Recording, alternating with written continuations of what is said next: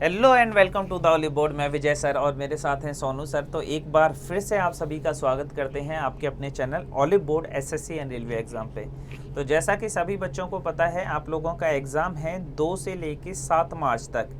तो सारी तैयारियां हो चुकी हैं। काफ़ी बच्चों के ये था कि सर जैसे ही लास्ट टाइम आ रहा है या आखिरी वक्त आ रहा है तो थोड़ा डर सा लग रहा है, कॉन्फिडेंस सा डगमगा रहा है। तो उन्हीं चीज़ों पे एक बार बहुत ज़्यादा समय नहीं लेंगे डिस्कस करने के लिए, क्योंकि आपको पता ही है तैयारी हर इंसान अपनी तरफ से बेटर करने की कोशिश करता है, लेकिन जीत सबकी नहीं हो पाती। फाइनलाइज अगर मैं देखूं तो कई लाखों में से ना कुछ हज़ारों बच्चे आने वाले हैं। तो वो 1000 बच्चे क्यों हैं? ऐसा ज़रूरी नहीं होता कि आप बहुत ज़्यादा पढ़े हो तभी आपका सिलेक्शन होगा।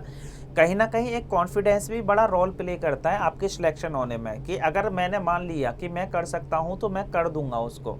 और अगर मेरे अंदर कहीं ना कहीं एक असमंजस है कि मैं कर पाऊंगा या नहीं कर पाऊंगा, मतलब डिमोटिवेट टाइप की फीलिंग आ रही है, डिमोटिवेट टाइप की, तो फिर कहीं ना कहीं हमारे लिए टफ हो जाता है। तो उन्हीं सारी चीज़ों को मैं डिस्कस करेंगे, मैं और सोनू सर, कि आखिरी टाइम पे अभी क्या करना है। आज आपका 28 है, 2 दिन बाद आपका एग्ज़ाम स्टार्ट हो जाएगा। तो आखिरी टाइम पे ऐसा क्या करना चाहिए। अभी कुछ लोग लगे पड़े हैं दिन और रात, कुछ लोग अपना कि ये सोचते हैं कि एग्ज़ाम से पहले नहीं पढ़ना चाहिए। एक्चुअली करना क्या चाहिए एक स्टूडेंट को, तो उन सारी चीज़ों को डिस्कस करेंगे। चलते हैं एक बार सोनू सर के पास, वो भी अपनी थोड़ा सा एक राय देंगे बच्चों को आपके मेंस के लिए। बिल्कुल। देखो, इस बार जो गेम होने वाला है पूरा मेंस का गेम है ना, वो वही जीत पाएगा जो एक अलग स्ट्रेटजी फॉलो कर रहा होगा। क्योंकि इस बार नया पैटर्न है, पहली बार ये पैटर्न फॉलो किया जा रहा है मेंस में, क्योंकि इससे पहले कभी नहीं रहा। और 4 सब्जेक्ट आपके आ रहे हैं। तो अब यहाँ पर गेम सिर्फ मैथ और अंग्रेज़ी की नहीं रह गई है, आपको जीओ और इंग्लिश भी है। और कुछ सब्जेक्ट इसमें ऐसे हैं जो कि आपकी मतलब पूरा गेम चेंजर बन सकता है ना। तो वो स्ट्रैटेजी आपको रखनी पड़ेगी, क्योंकि अब यहाँ पर एक सवाल 3 नंबर के, अगर मैं रीजनिंग की बात करूँ तो 30 सवाल है और 90 नंबर के आपके पेपर हैं। तो 90 नंबर बहुत बड़ा नंबर है ना। अगर आप सही तरीके से मान लो 95% अगर रीजनिंग पेपर आपने अटेम्प्ट कर लिया है सही एक्यूरेसी के साथ 100%, तो सोच सकते हो कितना नंबर आपका आ जाएगा। वो कहीं ना कहीं एड ऑन बहुत बड़ा कर देगा आपके ओवरऑल स्कोर में, और आपका मेरिट बनने का चांस जो है वो बहुत ज़्यादा बन जाएगा। तो उसी के ऊपर हम बात करेंगे लास्ट मिनट। अब जो आप अटेम्प्ट करने जाएंगे पेपर है ना, बहुत बच्चे का मैसेज आता है कि सर अब घबराहट हो रही है, सर अब डर लग रहा है। तो वो डरना नहीं है, वो घबराहट नहीं करना है। करना क्या है उसके बारे में बात करेंगे हम यहाँ पर अभी। तो लास्ट मिनट टिप्स के बारे में बात करेंगे। सबसे पहले आपको बता दूं यहाँ पर जो पैटर्न चला है वो पैटर्न यहाँ पर क्या है एक्चुअल में। जो आपका मेंस का पैटर्न आने वाला है वो पैटर्न क्या है, तो यहाँ पर देखो सेक्शन और मॉड्यूल्स में डिवाइड किए गए, आपको पता ही है। तो अब जो पेपर होगा वो पहला शिफ्ट जो चलेगा यहाँ पर है ना, उसमें क्या पर सबसे पहले मैथ और रीजनिंग है आपका पेपर है ना, जो कि आपको दोनों कराया जाएगा। किसमें सेक्शन 1 मॉड्यूल 1 और मॉड्यूल 2 दिया गया है मैथ और रीजनिंग का, जिसमें कि मैथ के क्वेश्चंस जो हैं वो 30 हैं, रीजनिंग के भी 30 हैं और 90 नंबर, यानी कि मैथ भी 1 सवाल 3 नंबर का, रीजनिंग भी 1 सवाल 3 नंबर का। और ये 2 सब्जेक्ट जो दिया गया है ना, ये बनेगा गेम चेंजर। क्योंकि जीए में जो आता है नहीं आता है, बात खत्म है वहीं पर, ठीक है। तो मेजरली जो है वो मैथ रीजनिंग बहुत स्कोर करेगा, क्योंकि एसएससी के जितने भी विद्यार्थी होते हैं वो हमेशा से सबसे ज़्यादा अगर मेहनत करते हैं वो मैथ के ऊपर करते हैं, है ना। ये 1 घंटा जो आपका है ना, ये आपको बता देगा कि आपका सिलेक्शन होना है या नहीं होना। अगर ये पोर्शन किसी का अच्छा चला गया तो उसको टेंशन लेने की ज़रूरत नहीं है, क्योंकि अगर मैं बात करूँ ना सर, जीके जीएस और इंग्लिश वो नॉर्मली एवरेज मोर ओवल ना आसपास ही रहता है, आसपास ही रहते हैं, बहुत ज़्यादा डिफरेंस नहीं आता। डिफरेंस क्या डालेगा, ये आपका मैथ रीजनिंग वाला, इसको आराम से फोकस करना, टेंशन लेने की ज़रूरत नहीं है। टेंशन से आप सीधा सा अपना नुकसान करने वाले हो। अभी जो पढ़ लिया वो अपने लिए काफ़ी है। आपने बेटा बहुत मेहनत से पढ़ा है। हम लोगों को क्या लगता है, दूसरे की थाली में ना घी ज़्यादा दिखता है, वो वाली फीलिंग है। हमें ऐसा लगता है सामने वाले ने ज़्यादा पढ़ लिया है या सामने वाला बिल्कुल ठीक कर रहा है। ऐसा नहीं है।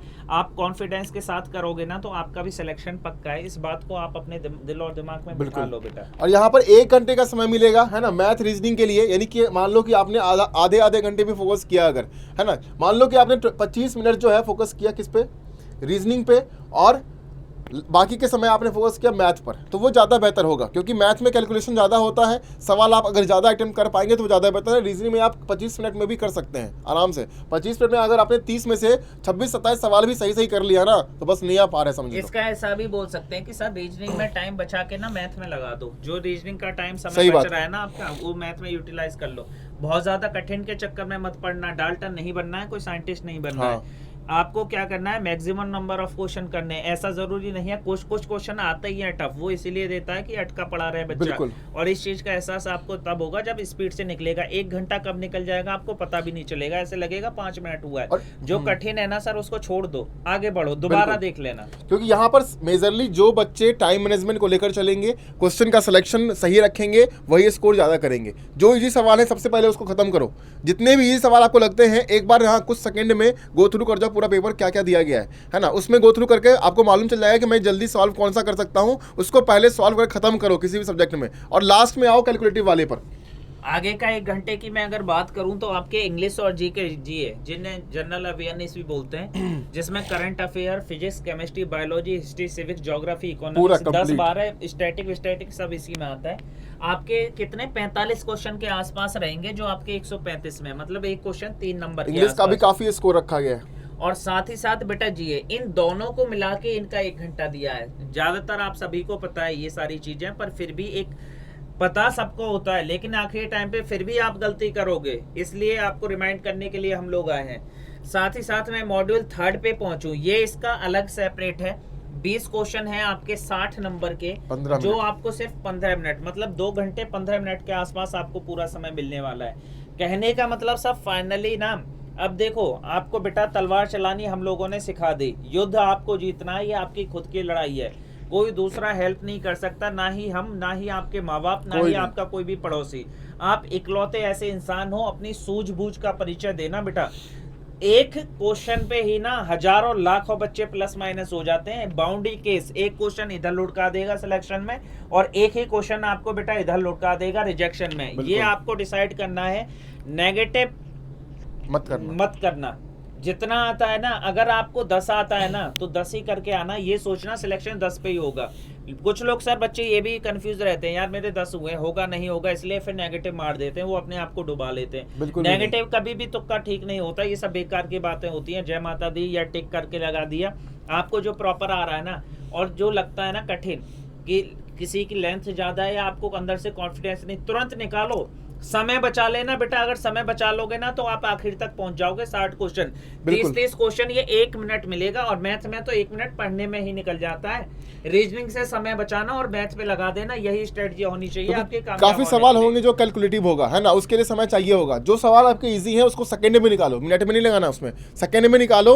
और जो सवाल आपको लगता है कि कैलकुलेटिव है, उसमें समय देना पड़ेगा। मान लो डीआई वगैरह के क्वेश्चन हो गए या एडवांस मैथ के क्वेश्चन हो गए, वहां पर समय देना पड़ेगा थोड़ा सा। तो समय आपको उस तरीके से बचा के रखना पड़ेगा कि मैं उन सवालों पर दे पाऊं, है ना। या रीजनिंग में बात करें तो सिटिंग अरेंजमेंट पजल के सवाल अगर आ गए, मैथमेटिकल ऑपरेशन के सवाल हो, यहाँ ये सब पोर्शन है जो टाइम टेकिंग है थोड़ा सा, तो आपको थोड़ा सा टाइम मैनेजमेंट तो करना पड़ेगा, तभी आप अच्छा स्कोर कर पाएंगे। और करंट अफेयर बेटा कम से कम 3-4 महीने का तो पढ़ ही जाना, कम से कम बता रहा हूँ। 6 महीने का कर पाओ तो ज्यादा बेहतर है। और पढ़ना क्या है, स्पोर्ट्स से पढ़ लेना आप। अपना जो आर्ट्स के जो भी न्यूज़ होते हैं, डांस फॉर्म हो गया, है ना, फेस्टिवल्स हो गए, आर्ट हो गए, स्पोर्ट्स के न्यूज़ हो गए, कुछ अपॉइंटमेंट अगर हुए हैं हाल फिलहाल में, अगर गवर्नमेंट अपॉइंटमेंट, वो देख लीजिएगा सभी लोग। इससे सवाल ज़्यादा आपके आते हैं। जो अभी तक आता रहा है, जो पैटर्न रहा है, उसी के बारे में हम बात कर रहे हैं, तो उसी के पैटर्न के ऊपर आएगा।